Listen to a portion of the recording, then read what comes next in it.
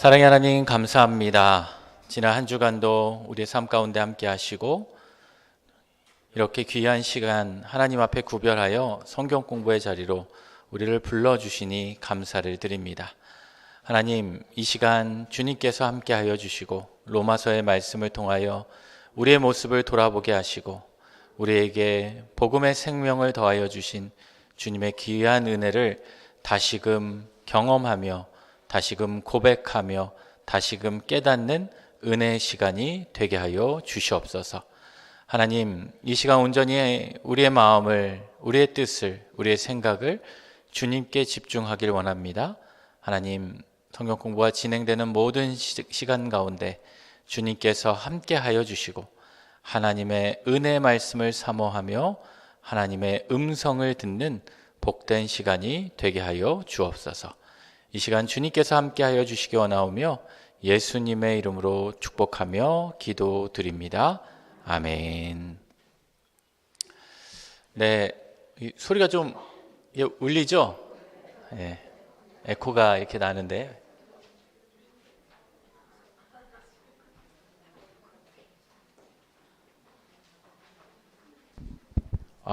괜찮으세요? 비슷해요?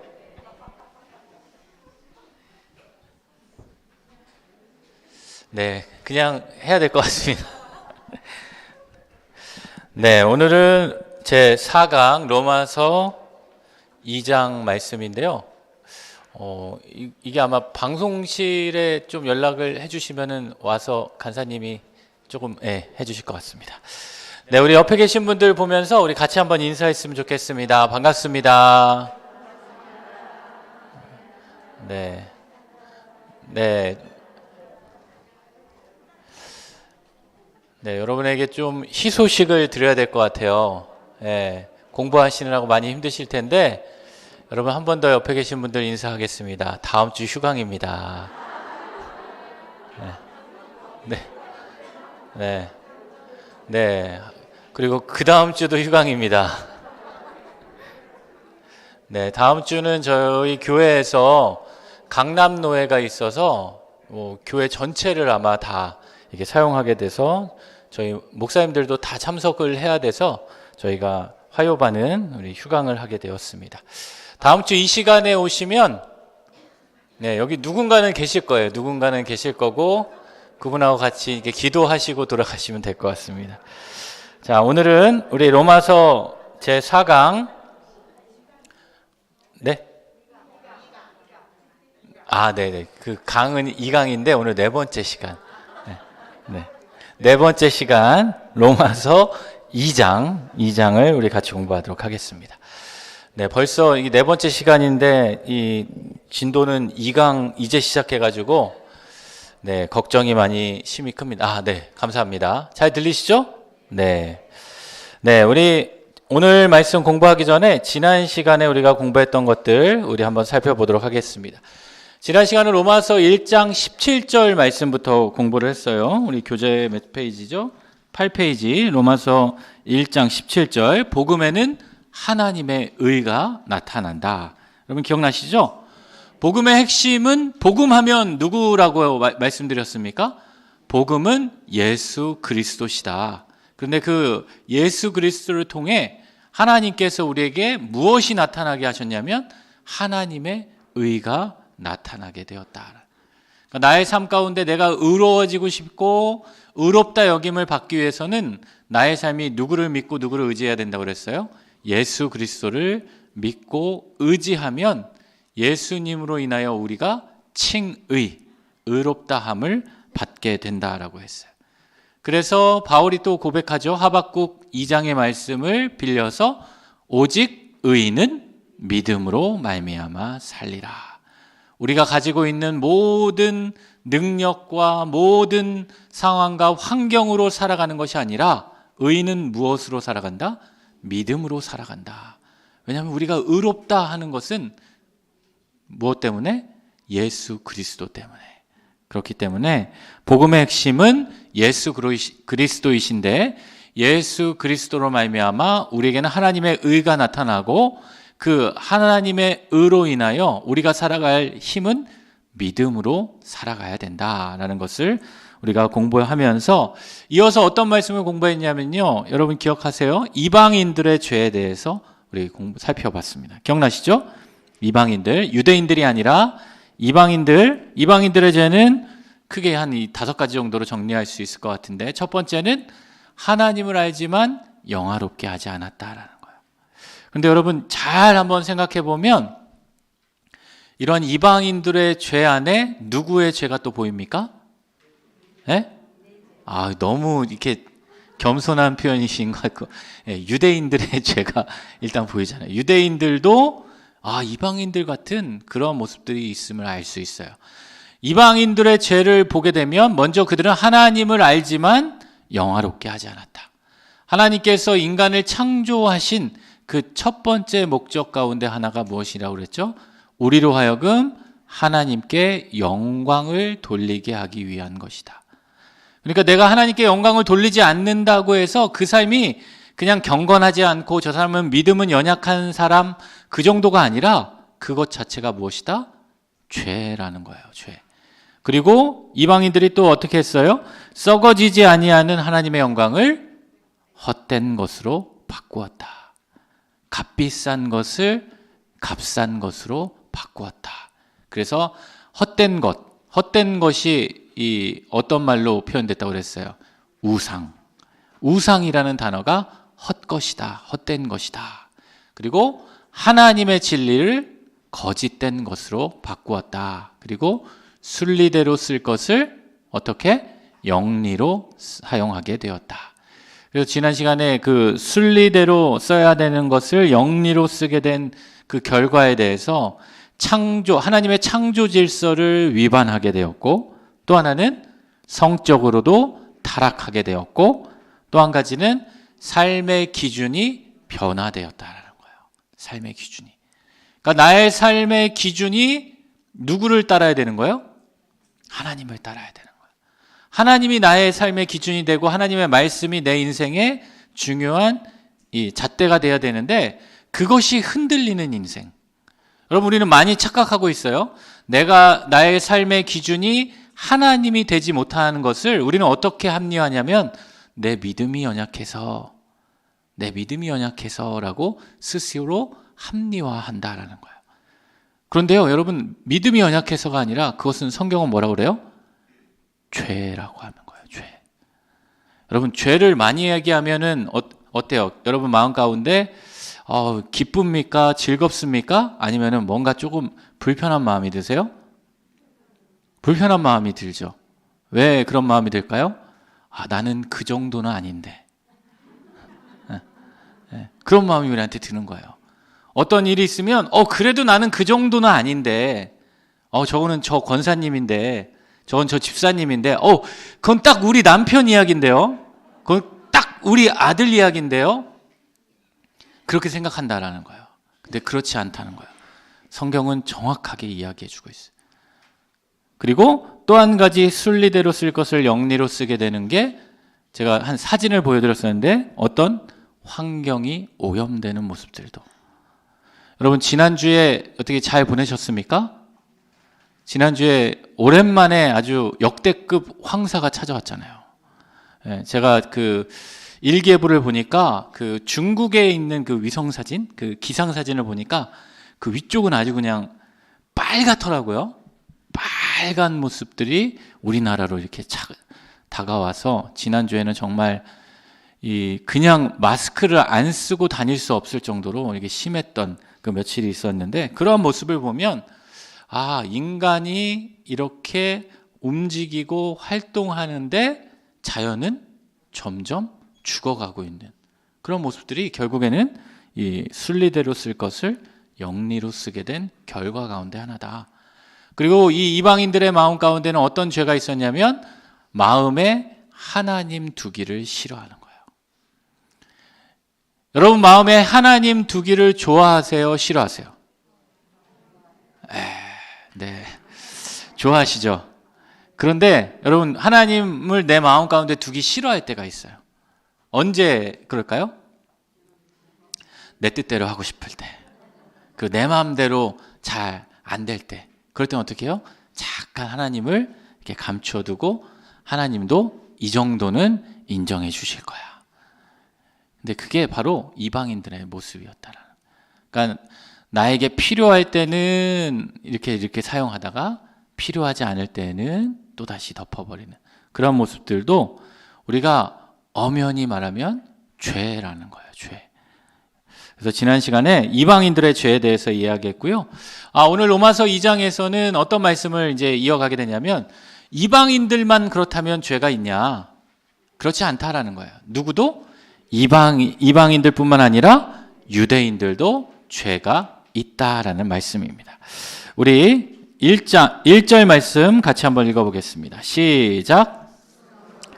판단하는 사람아, 누구를 막론하고 내가 핑계하지 못할 것은 남을 판단하는 것으로 내가 너를 정죄함이니 판단하는 내가 같은 일을 행함이니라.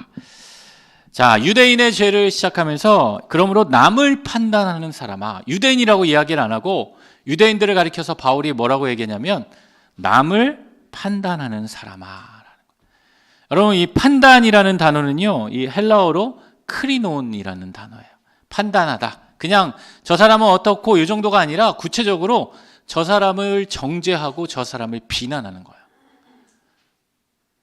이 유대인들에게 질병이 하나 있었어요. 유대인들에게 있는 질병 가운데 하나 뭐냐면 그들에게 고질병이 하나 있는데, 고질병 아시죠? 잘 고쳐지지 않는. 그건 어떤 병이냐면 남을 정죄하고 판단하는 질병이에요. 여러분들 가운데에도 이 남을 판단하고 남을 평가하길 좋아하시는 분들 있죠? 있으실 거예요. 한번 생각해 보셔야 돼요. 나는 유대인인가? 내가 가진 율법의 잣대로, 내가 가진 믿음의 잣대로, 내가 살아온 나의 삶을 배경으로, 나의 윤리적이고 나의 도덕적인 기준으로 다른 사람을 어떻게 해요? 평가하고 판단하는데 익숙한 사람이 있다 없다? 있다라는 거야. 그게 누구다? 네, 우리 성경 공부하는 참 인정을 잘하세요. 근데 인정만 잘하시면 안 돼요. 네, 이렇게 판단하고 평가하는 유대인들의 고질병이 있는 거예요. 그래서 복음서에 보면 예수님이 유대인들과 계속해서 대화하고 계속해서 유대인들에게 교훈을 주시는데 그 이유 중에 하나가 뭐예요? 그 유대인들에게는 그러한 평가하고 비난하고 판단하는 그러한 고질병이 있었다라는 거예요. 마태복음 7장 3절 말씀을 보면 이런 말씀이 있죠. 우리 같이 한번 읽어볼까요? 시작. 형제 눈 속에 티는 보고 내 눈 속에 들보는 깨닫지 못하느냐. 이게 딱 거기에 해당되는 말이죠. 형제 눈 속에 있는 아주 작은 것 하나까지도 발견해내면서 자신에게 있는 것은 발견하지 못하고 깨닫지 못하고 인정하지 않는 그러한 모습들이 유대인들에게 있다라는 거예요. 그래서 이 유대인들의 이러한 판단의 모습들을 이 바울은 꼬집어서 이야기하고 있습니다. 왜 유대인들이 이렇게 판단하고 다른 사람들을 정죄하고 비난할까요? 왜 이들에게는 그런 고질병의 모습이 있을까요? 유대인들에게는 선민의식이 있어요. 여러분 들어보셨죠? 우월의식이 있었다는 거예요. 우리가 하나님으로부터 율법을 받은 자였기 때문에, 특별히 여러분 성경에서 말하는 믿음의 조상 하면 떠오르는 사람이 누구예요? 아브라함의 후손들이 유대인이잖아요. 제가 이 유대인, 히브리인 이야기하면서 히브리인이 어떤 의미를 지녔다고 그랬죠? 네? 네. 히브리인. 강 얘기하면서. 네, 강을 건넌 자들이라고 그랬잖아요. 히브리인이라는 이 단어 자체가 강을 건넌 자들. 강을 건너서 그 티그리스 강, 그 유프라테스 강, 거기 있던 메소포타미아 지역을 건너서 갈대아우르를 건너서 가나안 땅으로 넘어온 사람들. 그 사람이 누구였어요? 히브리인. 그리고 대표적인 사람이 아브라함. 네. 아브라함의 후손들이 바로 유대인이었단 말이에요. 그러니까 유대인들이 얼마나 자신들의 그 혈통에 대한 자부심이 있었는지 몰라요. 우리는 유대인이다. 너희 이방인들은 우리와 상종할 수 없는 사람들이다. 그러니까 유대인들 입장에서는 구원이 모세를 통해서 하나님이 우리에게 시내산에서 율법의 말씀을 주시고 너희를 이스라엘 백성으로 여겨주셨는데, 여러분 혈통도 다른 이방인들이 갑자기 들어와서 거기 안에서 이 신앙생활하고 같이 저 사람들도 구원을 얻는다라고 하면, 율법도 모르는 사람들이 구원을 얻는다라고 하면 여러분 유대인들의 마음이 기쁠까요? 아니면은 슬플까요? 기분 나쁘죠. 기분 나쁘죠. 괘씸한 거예요. 나는 마치 여러분 그 복음서에 보면 포도원 품꾼싹 비유 아시죠? 이른 아침부터 나가서 일하는 사람이 있고 오전 11시, 9시, 3시, 그 3시까지는 괜찮아요. 근데 몇 시? 5시에 온 사람. 이제 1시간 남았는데 그 사람들이 왔어요. 아마 들어온 것조차도 이른 새벽에부터 나온, 여러분들은 다 지금 이른 새벽부터 나오신 분들이잖아요. 성경 공부도 나오시고 구역도 하시고 주일 예배도 드리시고, 여러분 새벽이 아니라 철야하신 분들이에요. 여러분들은 밤을 새서 그 일을 하시고 주의 일을 힘쓰시는 분들인데, 여러분이랑 똑같이 갑자기 성경 공부 끝나기 1분 전에 와서 똑같이 이 수료증 받고, 또 뭐예요? 떡 받고, 오늘은 빵이라고 합니다. 빵 받고, 또 같이 이렇게 하면 여러분 마음 가운데 어떤 마음이 있어요? 저렇게 늦게라도 올 수 있는 게 참 대단하다. 나도 늦더라도 꼭 저렇게 빠지지 말고 와야지, 참석해야지. 이런 마음이 드세요? 아닐 거예요. 뭐야, 차라리 오지 말든가. 그러면서도 빵은 먹네? 네. 아마 그 일꾼들은 그런 마음이 있었을 거예요. 뭐야, 예수님, 저 주인은 왜 받아주는 거야? 왜 받아주는 거야? 차라리 내일 부르시든지. 그런 마음이 있다는 거예요. 그게 누구의 마음이에요? 유대인의 마음. 그리고 우리의 마음일 수 있다는 거예요. 그러니까 여러분, 이 유대인들이 왜 그 이방인들을 판단하고 그들을 비방했냐면, 아까 우리가 살펴봤던 이 이방인들의 죄를 그들은 정확하게 끄집어내고 판단하는 거예요. 여러분, 그거 사람에게는 그런 특징이 있는 거 아시죠? 자신의 죄는 잘 몰라요. 내가 무슨 잘못을 했고, 내가 어떤 연약함이 있고, 내가 어떤 부족함이 있고, 내가 얼마나 다른 사람을 어렵게 하고 힘들게 하는지 자신은 안다, 모른다? 모른다라는 거예요. 그런데 다른 사람의 아주 작은 약점은 어떻게 해요? 정확하게 아니면 더 포장해서라도 그 사람을 찝어내는 그러한 사람의 특징이 있어요. 근데 이 유대인들이 그랬다라는 거예요. 유대인들이 그렇게 다른 사람들을 판단하고 비난했다라는 거예요. 그래서 혈통적으로는 자신들은 아브라함의 자손이라는 그런 우월감이 있었고, 우리는 율법을 받은 자라는 우월감이 있었고, 내가 그 율법을 지키는 그런 사람이다. 그렇기 때문에 우리는 하나님의 특별한 은혜와 하나님의 특별한 구원의 계시를 받는 자들이다. 그런 마음들이 있었다라는 거예요. 그리고 그것을 가지고 그냥 자기 마음 가운데 그런 마음을 품는 것에서 멈추는 것이 아니라 그 잣대를 가지고 이방인들을 평가하고 판단하게 되었다라는 거예요. 여러분, 이러한 이방인들의 죄, 다른 사람들의 죄를 보고 여러분 우리가 가져야 할 우리의 삶의 태도는 무엇일까요? 여러분, 이 로마서 우리가 1장을 공부했는데 1장과 2장 보면 이방인들도 죄인이고 유대인들도 죄인이에요. 그걸 보면서 여러분 우리가 어떤 마음이 들어야 돼요? 그래, 그들처럼 살지 말고 나처럼 살아야 돼. 그게 아니라 어떤 모습이에요? 다른 사람들의 죄악을 보고, 다른 사람들의 실수를 보고, 다른 사람들의 연약함을 보고 무엇을 봐야 돼요? 나를 봐야 되는 거예요. 우리도 저럴 수 있구나. 나도 저러고 있구나. 그런 모습을 하나님은 보게 하시는데 유대인들이 그렇지 못하라는 거예요. 제가 인터넷에서 한 글을 봤어요. 한 글을 보니까 저도 되게 이 마음에 찔려왔는데, 여러분 이거 한번 읽어볼까요? 같이 시작. 새벽 기도에 한 번도 빠지지 않는 집사님의 눈길이 무섭습니다. 11조를 정확하게 꼬박꼬박하는 집사님의 눈길이 무섭습니다. 40일 금식 기도를 다녀온 권사님의 눈길이 무섭습니다. 크고 건강한 교회를 다니는 성도님들이 무섭습니다. 성도 수가 제법 되는 교회 목사들이 무섭습니다. 예. 여러분도 무서우세요? 예? 왜 무서울까요? 여기 나오시는 분들이 다 뭐 나쁜 사람들이 아니잖아요. 다 열심히 살아가고 열심히 신앙생활 하시는 분들인데 왜 무서울까요? 예, 이런 분들이 어떻게 해요? 자신의 그 행위와 그 믿음의 모습을 가지고 다른 사람들을 그렇죠. 평가하고 다른 사람들을 비난하고 판단하는 그러한 시선이 무섭다라는 거예요. 여러분 이걸 보시고 또 그렇게 생각하시면 안 돼요. 그래서 내가 새벽기도 안 가는 거야. 그래서 내가 11조를 안 하고 그래서 내가 금식 안 하는 거야. 이렇게 생각하시면 안 되고 이러한 것들을 하시면서도 내가 그러한 판단의 눈으로 다른 사람들을 바라보면 안 된다라는 거예요. 여러분 아시겠죠? 그런 영적 우월감으로 우리는 살아가는 자들이 아니라 우리 바울이 로마서 1장에서 바울이 사역을 감당할 수 있게 해주는 그의 의식 하나가 뭐였습니까? 혹시 기억하십니까? 오늘 이거 맞추신 분은 이 빵을 하나 더 드려야 되는데 빚으로 시작해요. 빚진 자 의식. 기억나시죠? 빚진 자 의식이 있는 거예요.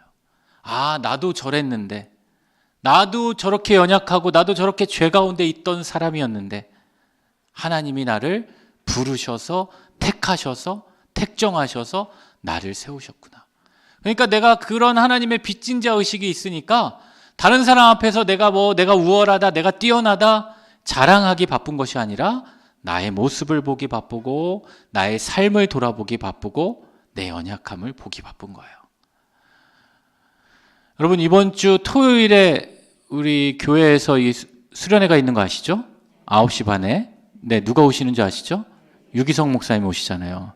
유기성 목사님이 오셔서 뭐 많은 말씀을 해주시겠지만 유기성 목사님이 항상 강조하시는 부분들이 그런 부분이에요. 내가 죽고 누구로 살아요? 예수로 살아가는 거. 내가 죽어줘야 된다. 왜? 우리 역시도 그런 죄의 자리에서 놓여 있는 사람이기 때문에. 그래서 내가 죄인임을 기억하고 내가 그런 빚진 자임을 기억하며 살아가야 된다는 거예요. 여러분 찬송가 중에 찬송가 279장 인애하신 구세주여라는 찬송 아세요? 아시죠? 그 찬송의 2절 가사를 보면 잘 안 보이시죠? 잘 보이세요? 2절을 우리 한번 찬양해 볼까요? 2절만 시작. 자, 신보좌 앞에 꿇어 엎드려 자복하고 회개하니 믿음 주소서. 주여 주여 내가 비오니 죄인 오라 하실 때에 날 부르소서. 네, 아멘입니다. 여러분 아멘이세요? 2절에 이렇게 고백하죠. 자비하신 보좌 앞에 내가 꿇어 엎드려 자복하고 회개하니 믿음 주소서. 주여 주여 내가 비오니 누구 오라 하실 때? 죄인 오라 하실 때 누굴 부르소서? 날 부르소서. 여러분 이게 우리의 신앙의 고백이 돼야 되는 거예요. 죄인을 오라 하실 때 주님 제가 죄인입니다. 주님 저 권사님이 죄인이에요. 저 집사님이 죄인이에요. 저 목사님이 죄인이에요. 물론 다 죄인이죠. 근데 누가? 내가 죄인임을 고백하며 살아가게 될 때 여러분 그런 마음으로 살아가면 우리가 다른 사람을 판단할 수 있을까요? 다른 사람을 정죄할 수 있을까요? 없다라는 거예요. 지금 바울은 유대인들에게 그런 이야기를 해주고 있습니다. 그래서 남을 판단하는 사람아 누구를 막론하고 내가 핑계하지 못할 것은 남을 판단하는 것으로 내가 너를 정죄하겠다 이야기하십니다. 이 누가복음에 보면 이 바리새인과 이 세리의 기도가 나오죠. 여러분 아시죠? 같이 한번 읽어보겠습니다. 누가복음 18장 11절 12절 시작. 바리새인은 서서 따로 기도하여 이르되 하나님이여 나는 다른 사람들 곧 토색, 불의, 간음하는 자들과 같지 아니하고 이 세리와도 같지 아니함을 감사하나이다. 나는 일에 2번씩 금식하고 또 소득의 11조를 드리나이다 하고. 바리새인들은 이러한 마음으로 하나님 앞에 나아가는 거예요. 하나님 앞에 나가면서도 어떤 마음으로 나가요? 내가 이런 걸 했습니다. 이런 걸 했습니다. 그런 우월주의, 그런 자신의 행위를 드러내기 위해서 이렇게 나아가게 되었다는. 그렇지만 이 뒤에 있는 말씀을 보면 세리들은 그렇지 않죠. 감히 얼굴을 들지조차 못하고 하나님 앞에 나아가는 그러한 모습으로 나아가야 된다라는 말씀이에요. 자, 2절과 3절 말씀 또 읽어보겠습니다. 시작. 이를 행하는 자에게 하나님의 심판이 진리대로 되는 줄 우리가 아노라. 이런 일을 행하는 자를 판단하고도 같은 일을 행하는 사람아, 내가 하나님의 심판을 피할 줄로 생각하느냐. 네, 한마디로 어떤 얘기입니까? 같은 죄를 자신들도 반복해서 짓는다는 거예요. 다른 사람들을 판단하고 다른 사람들을 평가하고 다른 사람을 비난하면서도 본인도 그 죄를 똑같이 저지르게 된다는 거예요. 여러분, 우리가 이런 실수를 할 때가 있습니까? 없습니까? 있어요. 언제 그럴까요? 저는 보니까 자녀들을 양육할 때 그걸 깨닫게 됩니다. 자녀들을 막 이렇게 혼낼 때, 너 그거 하지 말라고 그랬잖아. 그러면은 어떨 때 아무 말도 못할까요? 아빠도 했잖아요. 아빠가 먼저 했잖아요.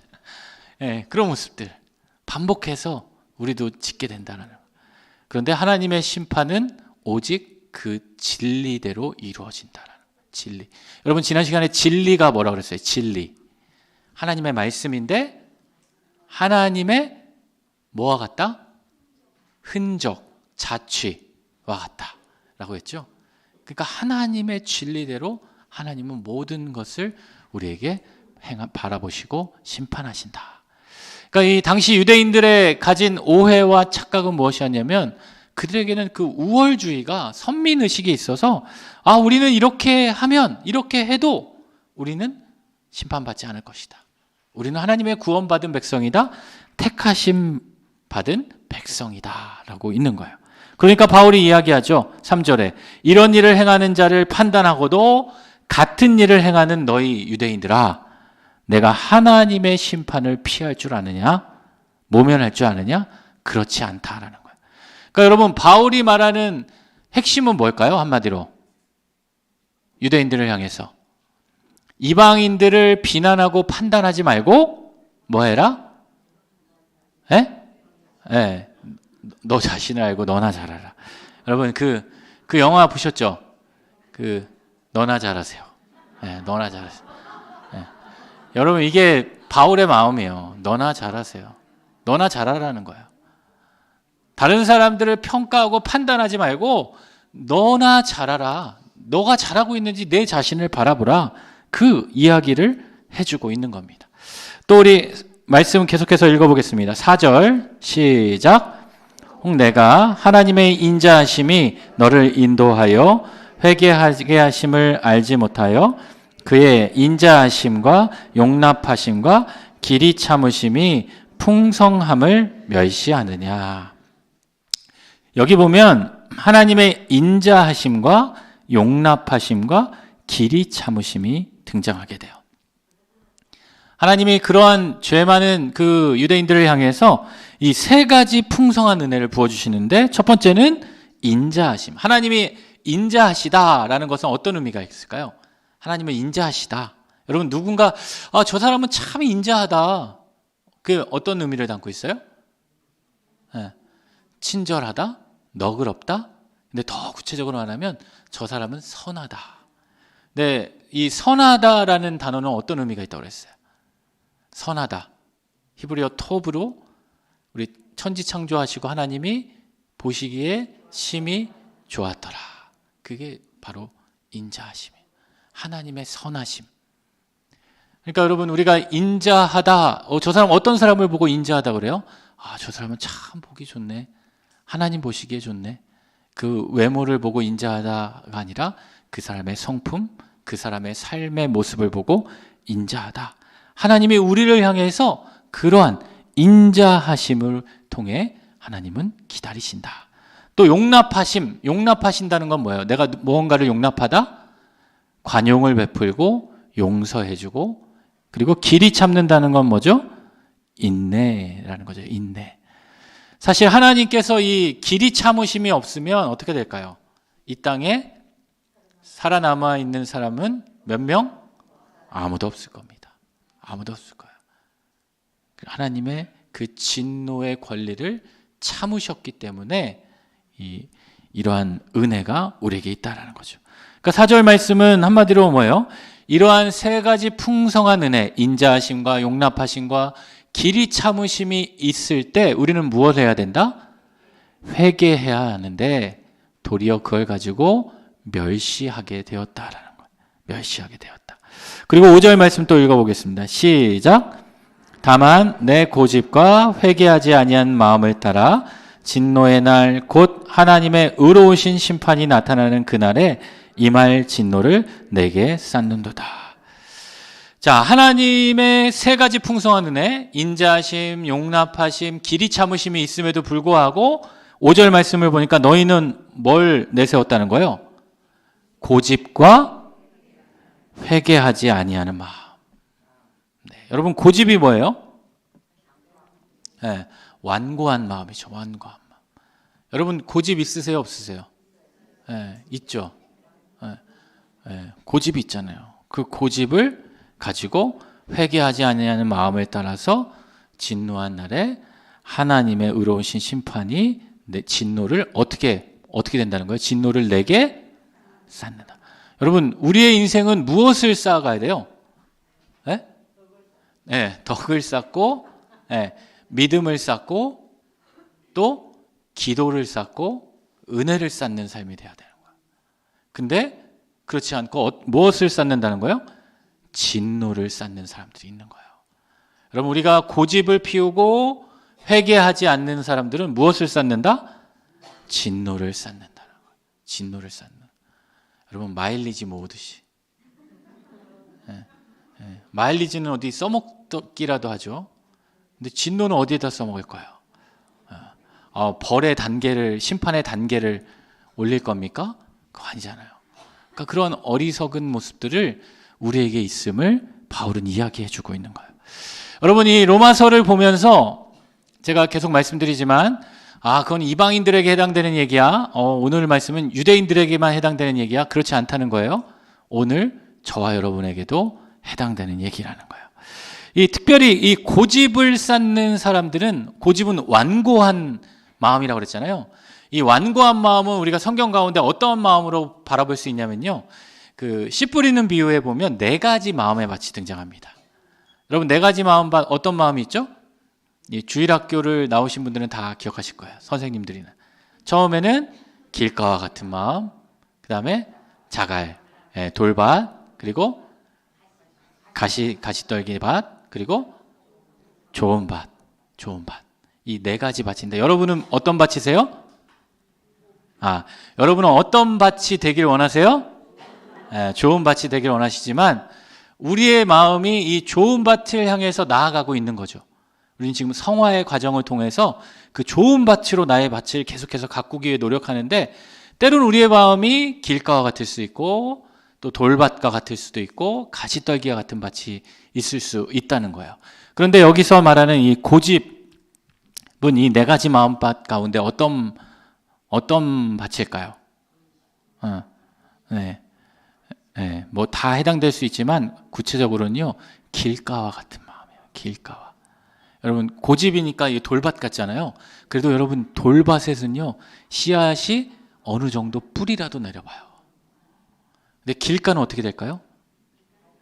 밟히고 휩쓸려서요 뿌리조차 못 내리는 거예요. 고집이 어떤 마음이에요? 나에게 고집이 있으면 들어갈 수가 없는 거예요. 하나님의 진리의 말씀이 내 안에 들어가고 진리의 음성이 들어가고 진리의 은혜가 들어가려고 해도 내 고집이 있으면 완고해서 열린다 안 열린다? 안 열려요. 그래서 그게 열려져야 되는 거예요. 그게 열려져야 되는 거예요. 아예 뿌리조차 내리지 못한다는 거예요. 여러분 잘 아시는 뭐 노래이기도 하고 시이기도 하고 가요이기도 하고 CCM이기도 하고 이런 노래도 참 드물 것 같은데 하덕규 이제 목사님이 되셨죠. 우리 교회도 작년에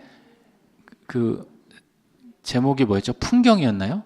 네, 풍경 이 찬양 이게 부르셨는데 우리 하덕규 목사님의 이 가시나무. 제가 이거 이야기했더니 이 젊은 아이들은 왜? 조성모 노래 아닌가요? 이러더라고요. 네, 가시나무. 여러분 잘 아시잖아요. 내 속에는 뭐가 많아요?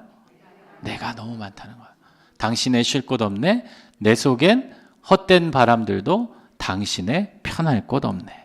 우리 속에 이런 것들이 너무 많다는 거예요. 그래서 들어가지가 않는다. 딱딱해서 들어가지 않는다. 그래서 그러한 마음들을 풀어갈 수 있는 마음이 있어야 된다는 거예요. 여러분 이게 우리의 몸도 마찬가지예요. 우리의 몸도. 여러분 이게 침을 맞아보신 분 계시죠? 침. 뱉는 침 말고요. 이 한방침. 이 침 맞을 때 제가 침 놓는 선생님들한테 들어봤는데 이 몸이 건강하고 몸이 좋으신 분, 그러니까 뭐 혈액순환도 잘 되시고 이런 분들은 침을 놓으면 침이 잘 들어간대요. 부드럽게. 근데 몸이 조금 아프고 어딘가 문제가 있고 혈액순환이 안 되시는 분들은 침을 놓는데 침이 어떻게 될까요? 들어가긴 들어가지만 딱딱하고 덜 들어간다는 거예요. 우리의 몸이 그렇다는 거예요. 우리의 몸이, 우리의 마음이, 우리의 생각이 그렇다는 거예요. 왜? 단단하게 덮여져 있어서, 단단한 나의 고집으로 덮여져 있어서 회개하고 싶은 마음도 안 들고 회개하기도 싫고 그런 마음이 들게 된다는 거예요. 그래서 회개하지 아니하는 마음, 돌이킬 수 없는 마음이고 진노를 내게 쌓는도다 스스로가 자기를 심판거리로 쌓아가고 있다라는 거예요. 여러분 성경에 나오는 이런 사람들의 모습이 많이 등장하는데 여러분 두 인물을 한번 비교해 보면 좋겠어요. 가룟 유다와 베드로. 요즘 이제 우리가 사순절을 보내면서 여러분 이런 본문들을 많이 묵상하게 될 텐데 가룟 유다와 베드로 둘 다 나쁜 사람이에요. 둘 다 나쁜 사람이에요. 둘 다 나쁜 사람. 가룟 유다는 어떻게 했어요? 예수님을 얼마에 팔았어요? 1번 은 20, 2번 은 30, 3번 은 50. 정답은 은 30. 은 30에 예수님을 팔아넘긴 사람이었어요. 근데 여러분 가룟 유다는 한 번 부인한 거예요. 근데 베드로는 몇 번? 3번. 3번. 그리고 장담하기까지 했잖아요. 어떻게 해요? 나는 절대로 팔지 않겠다. 절대로 팔지 않겠다. 그랬던 사람이 베드로인데 무려 3번이나. 여러분 3번 팔면서도 어떻게 했어요? 그 3번 파는 장면을 보면 처음에는 그냥 팔고 두 번째는 좀 세게 하고 세 번째는 어떻게 해요? 저주하고 맹세하며 팔았다는 거예요. 그런데 가룟 유다는 어떻게 됐습니까? 그의 고집과 그 완악한 마음으로 회개하지 않았죠. 베드로는 어떻게 했어요? 회개하고 예수님의 귀한 사명을 감당하는 그 제자의 사명을 감당하게 됐다는 거예요. 여러분 우리가 이 죄의 자리에 우리가 실수하고 넘어질 수 있습니다. 근데 그 다음이 중요한 거예요. 내가 그 죄악의 자리에서 내가 여전히 고집과 회개하지 않는 마음으로 머물러 있는 것이 아니라 그 고집을 떨쳐버리고 회개함으로 하나님의 은혜를 쌓아가는 자들이 될 수 있어야 한다는 거예요. 이렇게 우리가 유대인들의 죄를 살펴봤는데요. 크게 세 가지로 요약해보면 유대인들은 첫 번째로 어떤 사람들? 남을 판단하는 사람들, 그리고 똑같이 그 판단하는 그 죄로 같은 죄를 반복하는 자들, 그리고 고집과 회개하지 않는 마음들. 이런 마음을 가질 수 있었던 것은 유대인 스스로가 내가 잘났다, 나는 특별한 사람이다 라고 생각하고 있기 때문이에요. 그렇다면 하나님께서는 어떻게 하시는가? 우리 6절과 7절 말씀을 같이 한번 읽어보겠습니다. 시작. 하나님께서 각 사람에게 그 행한 대로 보응하시되 참고 선을 행하여 영광과 존귀와 썩지 아니함을 구하는 자에게는 영생으로 하시고. 하나님께서는 어떻게 하신다는 거예요? 행한 대로 보응하신다. 그런데 이 행한 대로가 유대인들이 이야기하는 율법의 행위대로가 아니라 신앙의 외적인 표출이에요. 여러분, 신앙의 외적인 표출이라는 것은 그의 행동, 겉모습만 이야기하는 것이 아니라 그의 내면으로부터 나오는 모습을 이야기하는 거예요. 그러니까 바리새인들과 그 서기관들의 외식적이고 형식적인 그런 모습들, 그런 껍데기에 불과한 신앙이 아니라 그의 내면의 깊이부터 내가 그 말씀으로, 하나님의 믿음으로, 하나님 주신 그 사랑으로 품고 자라온 그 신앙이 표출되는 거예요.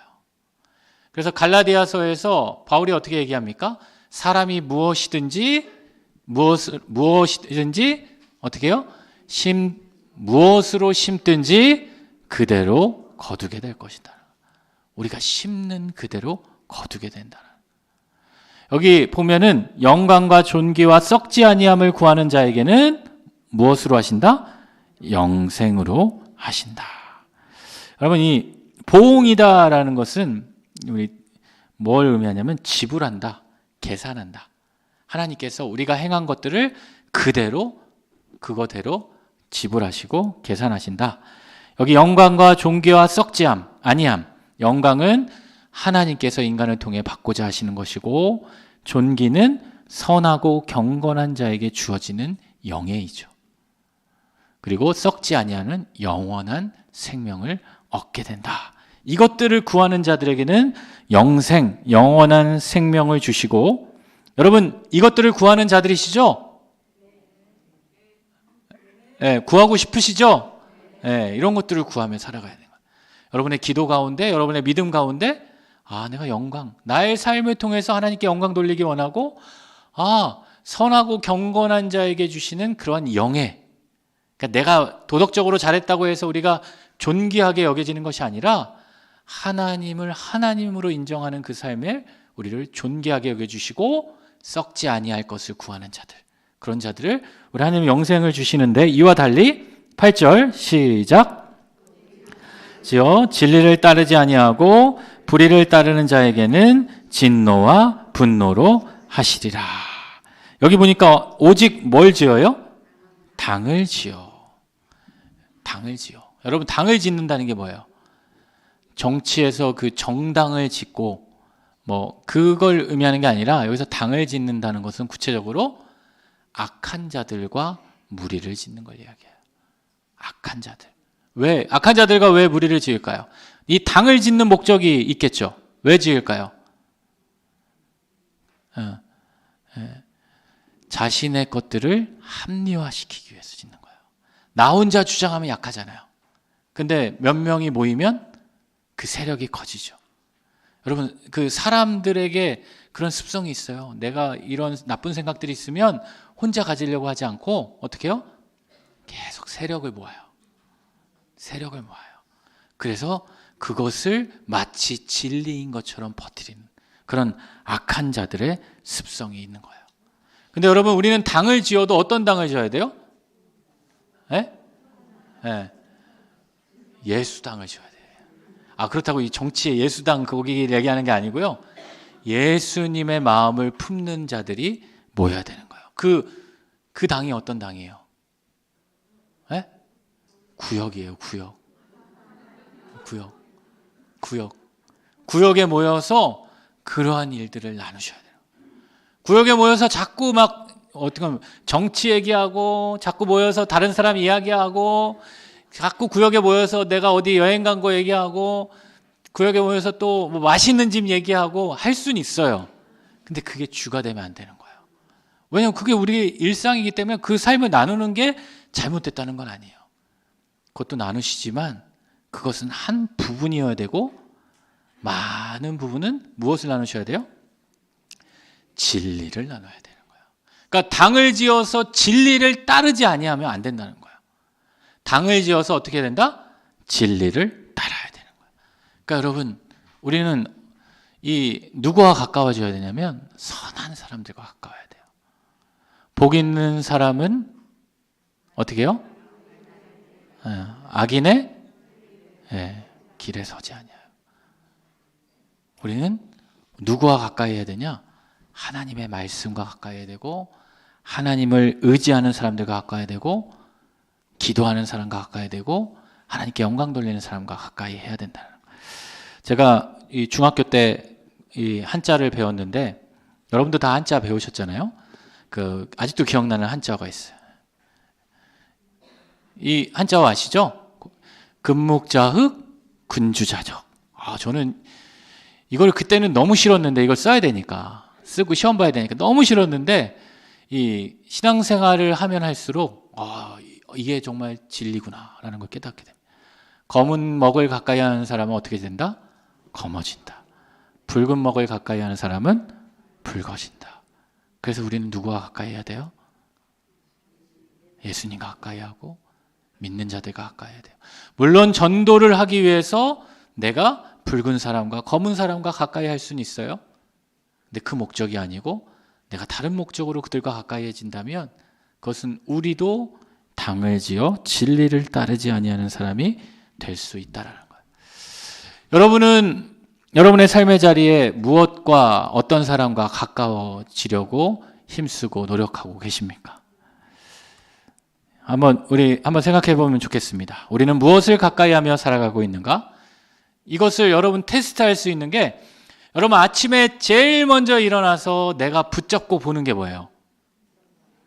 1번 성경, 2번 찬송, 3번 기도 노트, 4번 감사 노트, 5번 핸드폰.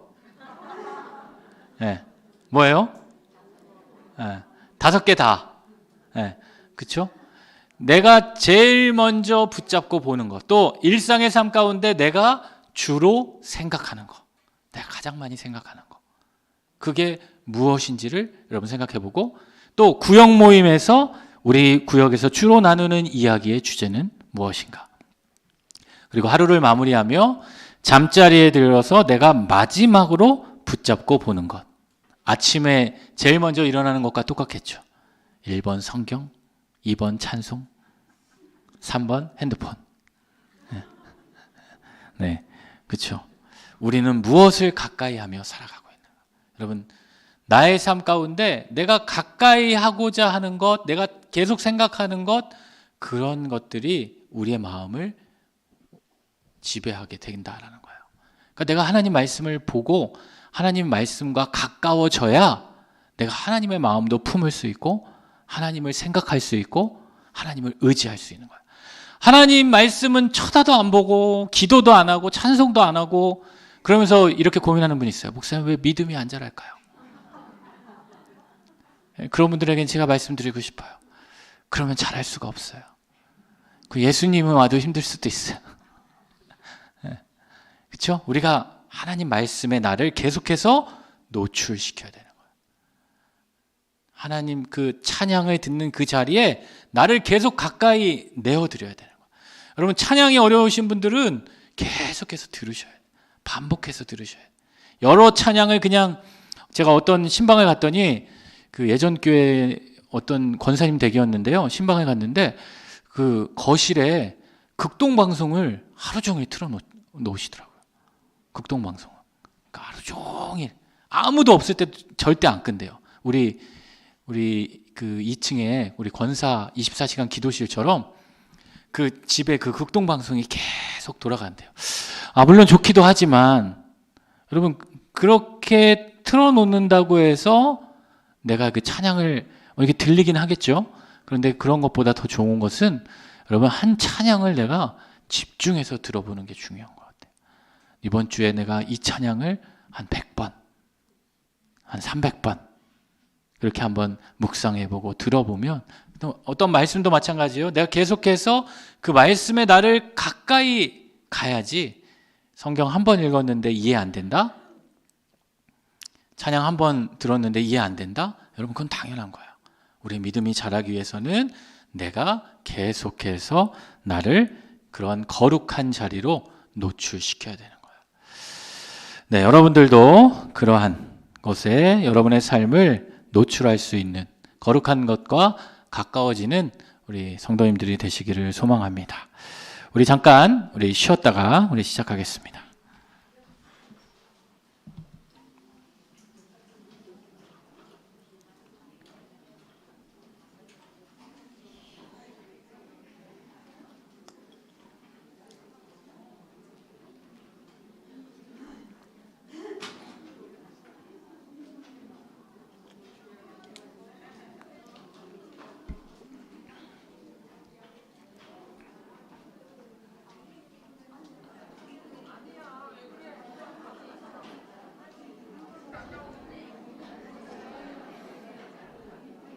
네, 로마서 2장 9절에서 10절까지 말씀을 우리 같이 한번 읽어보겠습니다. 9절에서 10절까지 함께 읽겠습니다. 시작.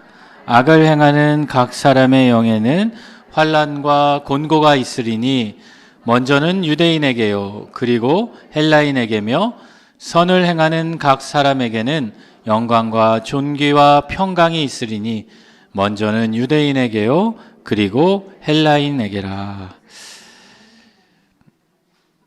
네, 9절과 10절 말씀을 보면 우리 여기 두 가지 단어가 등장하죠. 악을 행하는 각 사람의 영에는 뭐가 있다? 환난과 곤고가 있다. 우리가 환난과 곤고를 이게 같이 많이 혼용해서 사용해요. 근데 뭐 같이 사용해도 이렇게 별다른 뭐 차이는 없지만 이 구체적으로 그 의미를 찾아보면 이 환난이라고 하는 것은 외적 환경에 따르는 신체적인 고난을 가리킬 때 이 환난이라고 하고요. 이 곤고라는 것은 내적 환경에 따르는 곤경을 이야기합니다.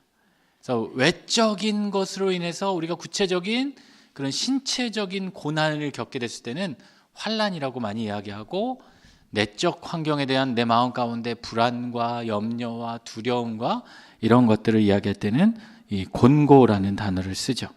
그래서 먼저는 유대인에게요 그리고 헬라인에게고, 선을 행하는 각 사람에게도 영광과 존귀와 평강이 있다.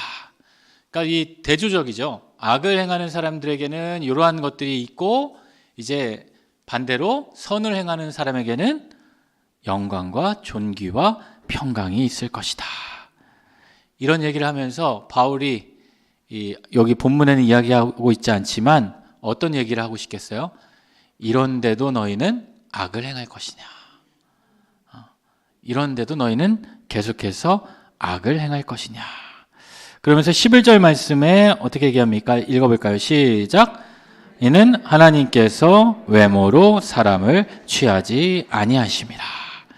하나님은 그 겉에 있는 모습을 가지고 우리를 평가하거나 판단하지 않는다라는 거예요. 하나님의 진리가 그 하나님이 걸어오신 그 흔적, 자취를 이야기한다고 그랬잖아요. 하나님도 우리를 그렇게 바라보신다는 거예요. 하나님이 우리를 평가할 때 내가 이렇게 겉모습을 잘 가꾸고 치장한 모습을 보고 너 참 바르구나, 선하구나 이렇게 평가하지 않으시고, 우리의 내면이 어떠하고 우리가 그동안 삶의 자리가 어떠했는지를 하나님은 보시고 평가하신다라는 거예요. 어떻게 보면 우리가 믿음 안에 살아가면서 이런 분들이 있을 수 있어요. 목사님, 저는 정말 열심히 믿으려고 노력했고 꾀도 부리지 않았고 주일 예배도 열심히 드렸고 말씀도 열심히 했고 묵묵히 행했습니다. 그런데 저희 삶에는 뭐 특별한 것도 없고 특별한 은혜도 없는 것 같고, 다른 사람들은 저렇게 큰 기도 응답도 받고 다른 사람은 저렇게 축복도 받고 저렇게 은혜를 입는 것 같은데 저의 삶에는 아무런 그런 변화나 아무런 반응이 없는 것 같아요. 하나님이 저에게는 무관심하신 것 같고 저를 외면한 것 같은 그러한 마음이 들어서 때로는 서운하기도 하고, 때로는 그 자리에서 믿음을 그냥 떠나고 싶은 마음이 들 때도 있습니다. 여러분, 그런 마음이 드시는 분도 있을 수 있을 것 같아요. 특별히 이제 모태신앙으로 자라오신 분들, 신앙을 하면서 뭐 특별한 어려움도 없고 그냥 서서히 이렇게 자라왔던 분들은 아마 그런 마음이 드신 분들 많을 것 같아요. 저 사람은 저런 기적도 경험했는데, 저런 놀라운 은혜도 경험했는데 나는 간증할 거리도 없는 것 같고 그냥 이러나 저러나 사는 것 같고. 그런데 분명한 사실은 하나님은 그 모든 우리의 삶의 흔적과 자취를 바라보시고 우리를 인도하신다라는 거예요. 우리를 차별하지 않으시고 우리를 편파하지 않으시고 외모로 취급하지 아니하신다라는 거예요. 제가 인터넷에서 한 글을 봤어요. 우리 전 세계에서 뭐 인종차별 뭐 이렇게 해서 유럽 사람들 뭐 미국 사람들 뭐 그런 강대국 사람들이 인종차별하는 모습들을 여러분 많이 우리가 종종 보게 되잖아요. 여러분도 이 해외에서 사셨던 분들은 그런 것들 또 인종차별 경험하신 분들 계실 텐데, 여러분 그거 아시죠? 우리 한국은 외국인을 차별하지 않는다는 거. 예. 여러분 우리 한국은 외국인은 차별하지 않아요. 뭘 차별한 줄 아세요? 못 사는 사람 나라를 차별해요. 외국인은 차별하지 않는다니까요. 못 사는 나라 사람들을 차별한다는 거예요. 우리나라는. 그런 이야기를 한 몽골에서 우리나라에 와서 우리나라 이제 시민권을 얻고 살아가는 그분이 이렇게 고백하더라고요. 이 서양 사람들은 외국인이면 다 차별한다는 거예요. 그냥 인종에 따라 그 사람이 잘 살건 못 살건 그 사람이 공부를 잘하건 뛰어나건 그건 중요하지 않아요. 그냥 외국인이면 차별을 한다는 거예요. 근데 한국은 외국인이어도 차별을 안 한대요. 대신 못 사는 나라 외국인이면 차별을 한다는 거예요. 제가 그 얘기를 들으면서 되게 마음이 아프더라고요.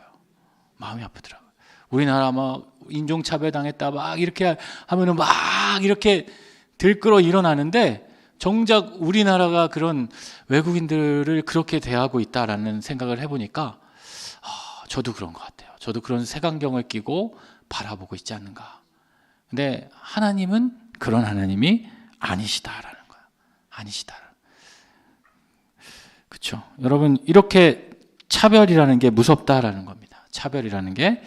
우리 또 계속해서 우리 12절, 13절 말씀 같이 한번 읽어보겠습니다. 12절 시작.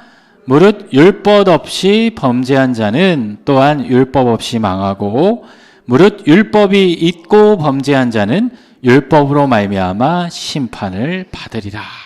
여러분 율법 없이 범죄한 자들이 누구겠어요? 이방인들이겠죠. 그리고 율법이 있고 범죄한 자는 누구예요? 유대인이겠죠.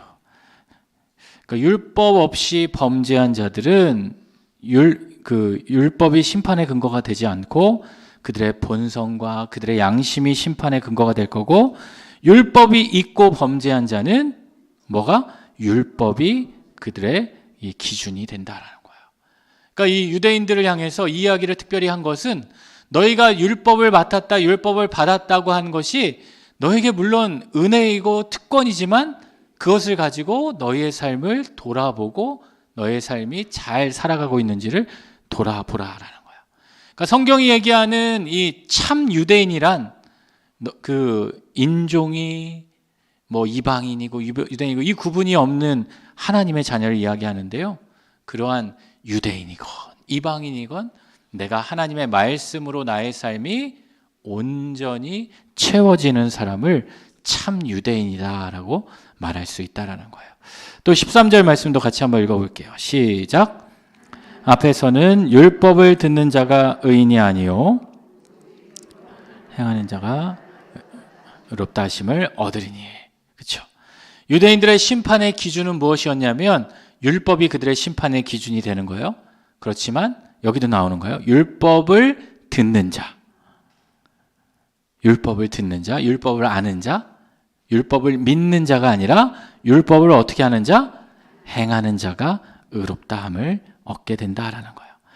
여기서 율법을 행한다라는 것을 우리가 행위적인 모습을 또 여러분 거기를 오해하시면 안 되고, 율법을 온전히 행한다라는 것은 그 율법의 정신을 내가 온전히 깨닫는 거예요. 그래서 율법을 안다고 해서 죄에 면책 사유가 된다, 안 된다? 안 된다라는 거예요. 어떤 분들은 내가 이 믿음 생활하면서 이 자신의 이 행위를 계속해서 쌓고 강조하는 분들이 있어요. 제가 한번 말씀드렸나요? 제가 한 명함을 받았는데, 그 명함을 제가 지금 버린 게 후회되는데, 잘 가지고 있어야 되는데, 그 명함에 누구누구 어떤 목사 이렇게 돼 있으면서 그 명함에 어떻게 돼 있냐면 이 금식 기도 몇 회 이게 있었어요. 근데 그 금식 기도가 그냥 금식 기도가 아니에요. 40일 금식 기도 몇 회 이렇게 그 명함에. 여러분 사실 자랑할 만하고 대단한 거예요. 여러분 금식 해보셨어요? 제일 어려운 금식이 한 끼 금식이잖아요. 그리고 하루 금식이 제일 어렵고, 근데 40일 금식을 한다는 것은 정말 전적으로 나를 하나님께 맡긴다는 거예요. 근데 너무 아쉬운 것은 그렇게 대단하고 귀한 경험인데도 마치 그 금식을 통해 누구를 드러내는 거예요? 자기 자신을 드러내는 거예요. 그럼 여러분 그 금식이 우상이 될 수 있는 거예요. 금식이 우상이 될 수 있는 거예요. 우리의 삶이 이 율법을 행하게 될 때 나의 삶이 온전히 드러나고 나의 삶이 온전히 고쳐지고 회복되는 것이 중요하다라는 거예요. 제가 좋아하는 시 중에 이 우리 동네 목사님이라는 시가 있어요. 여러분 기영도 시인의, 제가 또 문학소년이지 않습니까? 잘 안 보이시죠? 제가 이따가 올려드릴게요. 여기 보면 그 교회를 담당하던 이 목사님인데, 아주 작은 교회 목사님이신데, 그 성도들은 이 목사님이 마음에 안 드는 거예요. 왜 마음에 안 들면 자신들의 요구와 자신들의 바람대로 목회를 해주는 것이 아니라 그 목사님이 정말 순수하게 자기 받은 그 은혜대로 목회를 하니까 이 성도들이 싫어하는 거예요. 그래서 여기 오른쪽에 보시면 목사간 뒤터에 푸성기를 심다가, 보이세요? 저녁 예배에 늦은 적도 있었다. 그러니까 성도들은 꼴보기 싫은 거죠, 그 목사님을. 그리고 또 그 목사님이 이런 얘기를 했다는 거예요. 성경이 아니라 생활에 밑줄을 그어야 한다는 그의 말은 집사들 사이에서 맹렬한 분노를 자아냈다. 그러니까 폐렴으로 아이를 잃자 마을 전체가 은밀히 눈빛을 주고받으며 고개를 끄덕였다. 무슨 이야기일까요? 그러니까 벌 받았지. 그러면서 결국 이제 쫓아내게 되는 그러한 모습을 이 시인이 기록한 시인인데, 저는 여기 이 말씀 가운데 성경이 아니라 어디에? 생활에 밑줄을 그어야 한다. 여러분 이게 우리 신앙인의 이 바른 삶의 자세이지 않을까. 여러분 성경 지금 가져오셨어요? 성경에 보면 밑줄 다 그어져 있죠. 네, 그게 또 나쁘다는 건 아니에요. 네, 밑줄도 그어야 되지만 어디에 밑줄을 그어야? 밑줄을 긋는다는 것은 무슨 의미예요? 중요하다라는 거잖아요. 그러니까 우리의 생활이, 우리의 삶이 밑줄이 그어진 인생이 될 수 있어야 한다라는 거예요. 그런데 이들이 그렇지 못하다라는 것을 이야기해주고 있는 겁니다. 우리 또 14절, 15절 같이 한번 읽어보겠습니다. 시작. 율법 없는 이방인이 본성으로 율법의 일을 행할 때에는 이 사람은 율법이 없어도 자기가 자기에게 율법이 되나니, 이런 이들은 그 양심이 증거가 되어 그 생각들이 서로 혹은 고발하며 혹은 변명하여 그 마음에 새긴 율법의 행위를 나타내느니라. 이 이방인들의 심판의 기준은 율법을 모르기 때문에 그들의 본성과 그들의 양심이 심판이 기준이 된다라는 거예요. 그래서 서로 고발하여 혹은 변명하여, 양심이 그 검사 역할을 하겠죠. 그리고 죄악된 본성은 변호사 역할을 해서 계속해서 싸우는 거예요. 계속해서 싸우는 거예요. 그래서 양심은 행위로 나타나기 전에 그런 충돌되는 생각들. 물론 이것은요, 여러분 이렇게 생각할 수 있어요. 근데 목사님, 양심이 있는 사람인데도 그런 죄악을 짓는 사람들이 많지 않나요? 여기서 얘기하는 양심은 살아있는 양심을 이야기하는 거예요. 하나님이 만들어주신 그 회복의 양심. 양심이 죽어 파손한 사람들도 있죠. 그렇죠? 그런 사람들을 성경은 뭐라고 그러냐면 스스로 속이는 자들, 믿음이 파선한 자들. 양심은 있어요. 근데 그 양심이 죽은 자들이 있는 거예요. 죽은 자들이 있다라는 것. 근데 여러분 그 14절 15절을 보면서 왜 가로가 쳐져 있지? 이런 생각이 드시죠? 네. 이거는 뭐 여러 가지가 있지만 이 원문, 성경은 이 원문이 있을까요, 없을까요? 네? 정확히 말하면 처음 쓴 게 있겠죠. 근데 그게 어느 게 원문인지 모르고 사본들이 많아요. 근데 그 성경을 우리가 정경화하는 과정 가운데 여러 사본들을 비교하고 분석해서 가장 많은 것, 그리고 가장 정확한 것, 그것들을 학자들이 이 연구해서 이 정경화하는 과정을 거쳤는데, 그때 이 원문에 없는 괄호를 넣은 것은 이게 동일하게 모든 본문에서 발견되진 않았다. 어떤 원문에는 빠져 있는 것도 있다. 그렇지만 이 내용이 하나님의 말씀을 증거하는데 필요하고 문제가 없다라고 생각할 때는 그런 부분들은 이 간혹 가로가 쳐져 있는 본문들이 있습니다. 성경을 보면 이렇게 가로가 되어 있는 부분들이 여러분 찾아볼 수 있을 거예요. 그런 말씀이 이렇게 나타나고 있고요. 우리 16절 말씀 같이 한번 읽어보겠습니다. 16절 시작. 하나님이 예수 그리스도로 말미암아 사람들의 은밀한 것을 심판하시는 그날이라. 이렇게 내면에 있는 그 모든 것을 우리 하나님께서는 어떻게 해요? 은밀한 것을 심판하는 그날이 있다라는 거예요. 여러분, 내가 속이고 있고 내가 감추고 있고 드러내지 않는 것 같지만 하나님께서는 어떻게 한다? 마지막에 드러나게 하신다. 무엇으로? 예수 그리스도로 말미암아 드러나게 하신다. 드러나게 하신다. 여러분 무섭지 않습니까? 네. 무섭지 않는 비결은 뭘까요? 네. 내 내면을 속이지 않는 거예요. 내 겉을 포장하지 않는 거예요. 그러니까 나에게 있는 마음이 계속해서 새로워질 수 있도록, 나에게 있는 그 악한 마음들이 사라질 수 있도록 회개하고 나의 내면을 가꾸는 일에 더욱 신경 쓰셔야 돼요. 여러분 2주간 우리가 이제 휴강을 하잖아요. 휴강을 하면 여러분의 마음 가운데 어떤 마음이 지금 드십니까? 내가 이번에 쉬니까 로마서를 한번 다 읽어야 되겠다.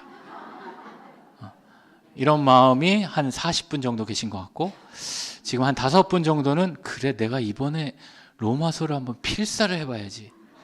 5분 정도 계셨고, 15분은 그래 끝날 때 로마서 1장 16절 17절 암송 테스트 한다고 그랬지, 내가 뭐 미리 테스트하지 뭐, 그러면서 준비하시는 분도 계시고, 한 3분 정도는 다음 주 우리 구역 어디 놀러 가지? 네. 여러분 정말 우리 믿음이라는 게 그런 것 같아요. 우리 믿음이 정말 내 내면을 가꾸는 거예요. 왜냐하면 하나님은 우리를 다 보시고 다 아시기 때문이에요. 여러분 몸이 아프면 우리 병원에 가면 뭘 합니까? 이 진단하잖아요. 근데 겉은 안 보이잖아요.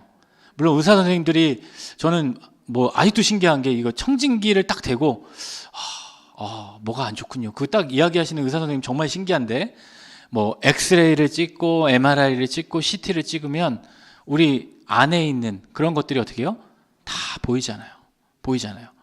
제가 저희 딸이 한 3살 때인가 놀다가 수은 건전지를 삼킨 거예요. 수은 건전지를 무려 5개를 삼켰어요. 5개. 네. 조심해야 돼요, 어린아이들.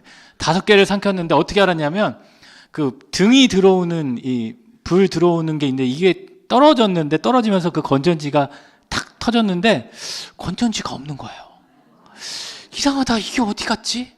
순간 불안한 거죠. 그래서 저희 딸이 이제 응하기를 기다렸다가 응하를 했는데 그게 2개가 나온 거예요. 저희 아내는 이미 기절해 있고, 조금 있다가 또 하나가 더 나왔는데 아이도 남은 거죠. 그래서 이제 응급실에 데려갔어요. 응급실에 데려갔더니 이 세브란스 응급실에 갔는데 의사 선생님은요 거들떠도 안 봐요. 보호자분 네 알겠습니다. 계속 알겠습니다. 근데 차례 올 때까지 기다리더라고요. 기다리고 결국 해주는 건 엑스레이를 찍는 거죠. 엑스레이를 딱 찍는데 이게 딱 건전지가 2개. 이게 저의 딸 그건 아니에요. 인터넷에서 제가 찾았는데 똑같았어요. 이 건전지 2개가 딱 있는 거예요. 근데 이게 발견되니까 얼마나 반갑든지. 근데 그 의사 선생님은 눈 하나 깜짝 안 하고요. 이게 나오면 다행이고요, 어머님. 나오면 다행이고 그래서 안 나오면요? 안 나오면 수술을 해야 됩니다. 어떻게 해요? 하면 어머님 그냥 기다리시는 것밖에 없어요. 그날부터 한 이틀 동안 여러분 아기가 응아를 하기를 위해서 얼마나 기도했는지 몰라요. 근데 제가 이때를 떠올려 보면 그런 것 같아요. 우리가 이게 안 보이지만 스캔하면 다 보인다는 거예요. 여러분 여러분의 감추고 있는 그 죄악들 나는 감추었다라고 생각하지만 하나님의 눈에는요 이미 뭐 MRA 또 뭐 있어요? 뭐 PET 그거보다 1억만 배 좋은 그걸로 이미 다 보고 계시는 거예요. 여러분 성경에 그러잖아요. 하나님 우리의 체질을 아시고 우리의 머리카락까지도 살피시고 우리의 모든 마음을 다 살피시는 분이시라는 거예요. 그러니까 여러분 우리가 그 앞에서 여러분 이렇게 됐는데 내가 건전지를 안 먹었다라고 이야기할 수 있어요? 하나님은 보고 계시는데 있어요 없어요? 없다는 거예요. 그러니까 바울이 너무 안타까운 거예요. 그럼에도 불구하고 너희는 이런 율법을 가지고 그것을 통해서 하나님이 그것이 죄인 줄 알게 했음에도 불구하고 너희는 어떻게 하고 있다? 그게 죄가 아닌 줄 알고 착각하고 스스로 의인인 척 살아가고 있다. 바울이 그 유대인들을 향해 이야기하는 것이 그것입니다. 그렇기 때문에 너희들은 모두가 죄인이다라는 것을 이야기해주고 있어요. 또 우리 17절부터 20절까지 한 번 더 읽겠습니다. 시작. 율법을 의지하며 하나님을 자랑하며 율법의 교훈을 받아 하나님의 뜻을 알고 지극히 선한 것을 분간하며 맹인의 길을 인도하는 자요 어둠에 있는 자의 빛이요 율법에 있는 지식과 진리의 모본을 가진 자로서 어리석은 자의 교사요 어린아이의 선생이라고 스스로 믿으니. 유대인들이 이런 것들을 자랑한다는데 여러분 여러 가지가 있어요. 여러 가지가 있는데 마지막 절에 보면 뭐라 그래요? 어린아이의 선생이라고 어떻게 한다는 거예요? 스스로 이렇게 믿는다는 거예요. 하나님이 그렇게 이야기해 주신 것도 아니고 스스로 그 율법을 가지고 스스로 판단하고 스스로 평가하고 스스로 이렇게 믿으며 살아간다라는 거예요. 다시 말하면 율법을 무엇을 위해 쓰는 거예요?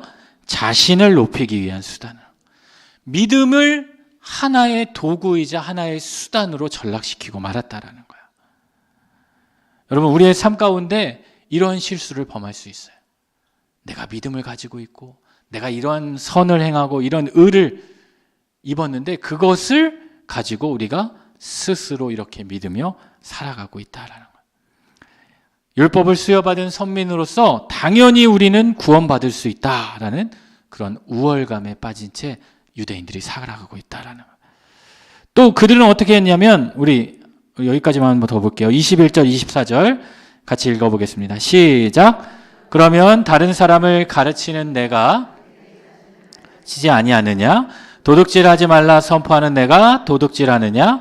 간음하지 말라 말하는 내가 간음하느냐? 우상을 가증히 여기는 내가 신전 물건을 도둑질하느냐?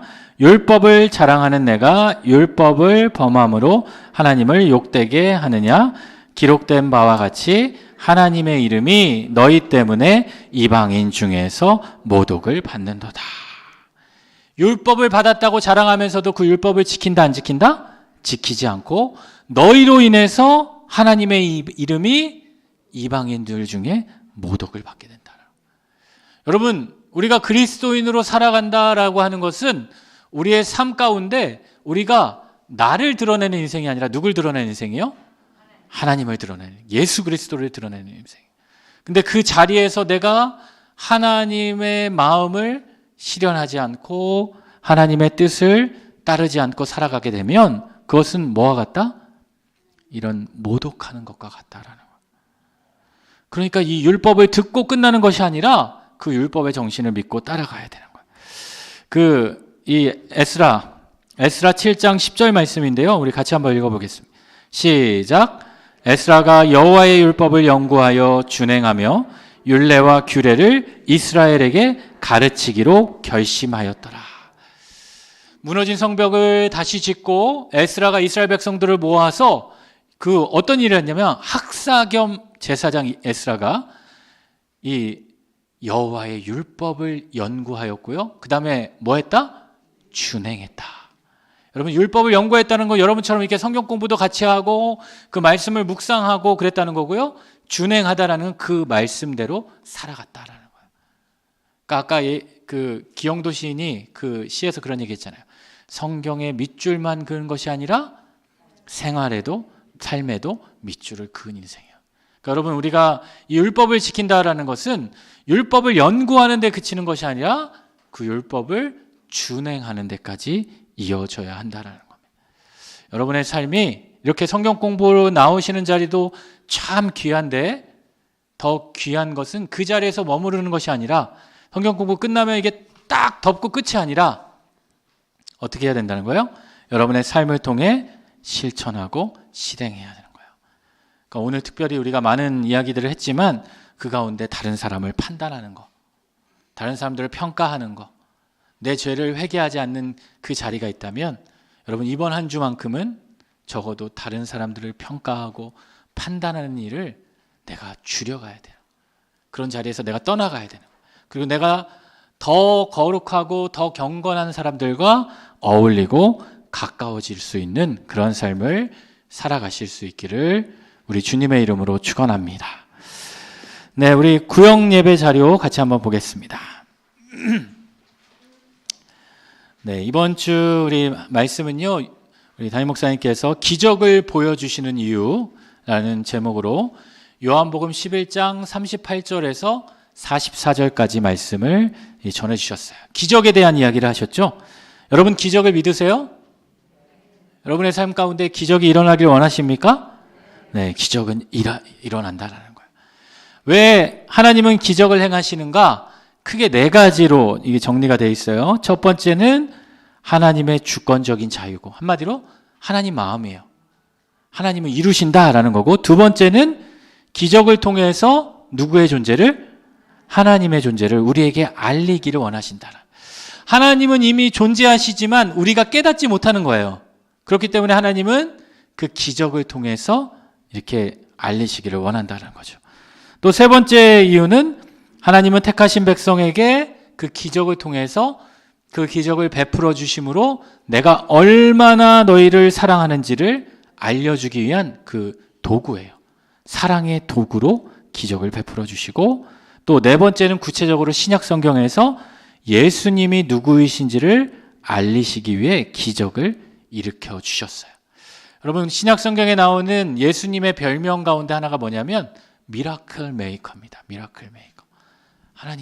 예수님께서는 기적을 이루시는 분이다. 기적을 이루시는 분이다. 그런데 그런 기적이 성경 속에서만 나타나는 기적이 아니라 오늘 우리에게도 어떻게 된다? 나타나게 된다. 그 기적을 이루기 위해서는 우리는 예수 그리스도를 믿는 그 믿음으로 나아가야 한다라는 거예요. 예수 그리스도를 믿고 의지할 때 우리의 삶 가운데 기적이 일어난다라는 그러한 소망을 품을 수 있기를 바랍니다. 여러분, 구역에서 이러한 기적을 이루시길 원하는 이런 마음들이 있다면 그것을 가지고 같이 뜨겁게 기도했으면 좋겠습니다. 뜨겁게 소망을 품고 함께 기도하는 그 자리 가운데 여러분, 우리의 능력과 우리의 환경은 어려울지 몰라도 하나님은 이루어 주신다라는 거예요. 하나님은 오늘도 그 기적을 베풀어 주신다라는 거예요. 여러분의 삶 가운데 그런 하나님의 기적을 구하고 간구하는 믿음의 성도님들이 되시기를 우리 주님의 이름으로 축원합니다. 기도하겠습니다. 사랑의 하나님, 감사합니다. 오늘 로마서 2장을 통해 다른 사람들을 판단하고 평가하는 유대인의 그 죄악된 모습들을 바라보았습니다. 그 모습을 보면서 하나님, 우리의 모습도 바라보게 됩니다. 하나님, 우리 안에 있는 다른 사람을 시기하고 평가하고 질투하고 비판하는 그 마음들 내려놓게 하시고, 내 안에 죄악된 모습들 하나님 앞에 온전히 회개하게 하시고, 하나님이 주시는 온전한 마음을 품음으로 주님의 뜻을 우리의 삶 가운데 나타내 보이는 복된 삶이 되게 하여 주시옵소서. 하나님, 2주간 교회 일정으로 휴강을 하게 되었습니다. 아버지 하나님, 그 휴강되는 그 기간 가운데에도 주님 말씀과 가까워지게 하시고 하나님 주님의 마음을 품으며 더 건강하고 더 영과 육이 강건한 모습으로 만날 수 있도록 인도하여 주시옵소서. 주님께서 늘 함께하여 주시길 원하오며 예수님의 이름으로 축복하며 기도드립니다. 아멘. 네, 수고하셨습니다.